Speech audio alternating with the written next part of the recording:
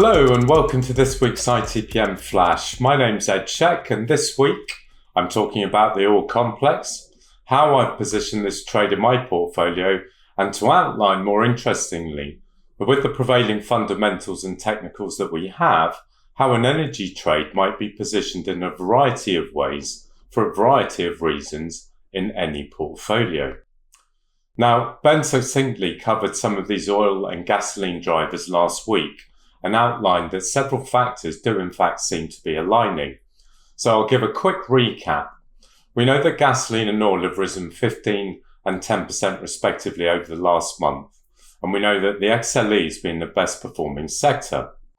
We also like the fact that this year the energy sector has seen by far the most global outflows, currently at about $22 billion.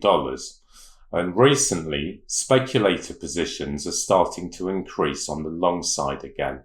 So the technicals of this positioning is pretty good for a trade. Now, China is starting to import a little bit more crude, and China's services have been showing signs of life. And if we look at the EIA data, over the last two prints, there has been a $12 million barrel drawdown. Now, Saudi and Russia are still aligned to limiting supply, keeping upward pressure on prices, and E&P activity is picking up. And of course, arguably most importantly, US recession fears have abated with the last month's macro data.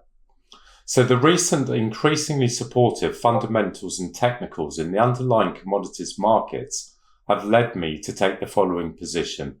I've been in this trade for a little while now. Now, I bought in November out of the money vertical spread in a mid-cap oil services stock. The nice thing about trading low vols sectors like oil is that it allows us to go longer dated without impairing too much the ability for us to get really big winners. So I bought 20% out of the money and sold 30% out of the money. So if it gets to my price target, the high strike, I'll get a 4.5 times return, 4.5 times my money. Remember, this is one of 12 positions. Now, why services? There are a few positive fundamentals for the services sector, and that obviously regards E&P investment picking up, and also the utilization rates and day rates are improving, two key KPIs for this sector. But of course, this isn't a what's on your mind, so I'm not going to go through the stock and the details of how I arrived at this stock. But let's be clear, for this trade to work, I don't need oil to stay at these levels, I need it to break out. Okay, all the factors that I've mentioned are of course in the market. So this trade needs oil to go to 90 or higher for me to get that 4.5 times return. So if you go and have a look at chart of crude, you can see it's broadly been trading in the $70 to $80 range all year. And now, of course, it looks like it might be breaking out. And we know that we've got positioning potentially on our side. Now, for it to break out and to trade quickly up to 90 and 95 by November, I need some or all of these outcomes to happen. I do need to see China shake a leg here, right? Now, although we've seen improving signs in services and we've seen travel restrictions ease this week, but the industrial data, the import-export data continues to be poor. But of course, could China's economy stabilise and rally by November? Well, of course it could. The services improvement shows that the probability of a recovery is increasing, although probably off quite a low level. I obviously need Russia and Saudi to maintain their tightish supply. And of course, I need a nice global cyclical recovery to continue.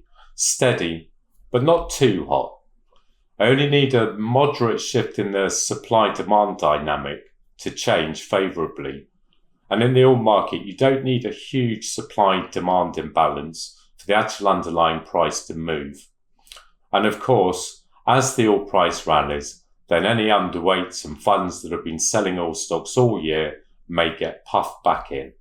And we're all aware of the power of positioning. And I like the fact that positioning is very much on our side, in my opinion. So I think this trade stands up as a fundamentally driven trade with good supportive technicals. But here's the interesting thing. Is there room for this type of trade on your book, even if oil going to 90 or higher is absolutely not your base case? You don't actually think this will happen, but you're acknowledging that the probability is increasing. And you certainly might not think there's going to be a global cyclical recovery, and indeed you might not even be bullish. So can it be used as a tool for diversification and hence risk management? And I think the answer is very much yes. So consider a book. You might be short cyclicals. You might just have an outright short book. Let's call it a recession's coming book. And I still think an out of the money all stock position makes a lot of sense. So if the recession does come and your base case is correct and your short book's doing well, clearly you'll be making good money and your oil position will likely lose money, but you're still generating great risk-adjusted returns. As with options, we love the fact that you're likely to be making more than 100% of the net spend if you're right. But what if your base case is wrong and the industrial complex cyclicals rally, nice cyclical recovery? It's likely that your oil position will be doing really well. And with asymmetric returns, you can still win, even if your base case is incorrect. Think back to the return on my trade, making 4.5 times investment. That can certainly pay for 2, 3, and obviously if I get the maximum, 4 excess short positions. And that would be a very short book. Similarly, consider having a bullish bias and your very high conviction that there won't be a recession and the cyclical recovery is underway, especially as real positive wage growth is in evidence now finally. Well, arguably an oil price greater than 90 could actually lead into a real headwind for corporate profitability, and the market, ex the oil complex, will likely start to suffer. Therefore, a long-dated oil stock options play will diversify risk of a long book. So this type of trade can be a hedge for an outright bullish portfolio.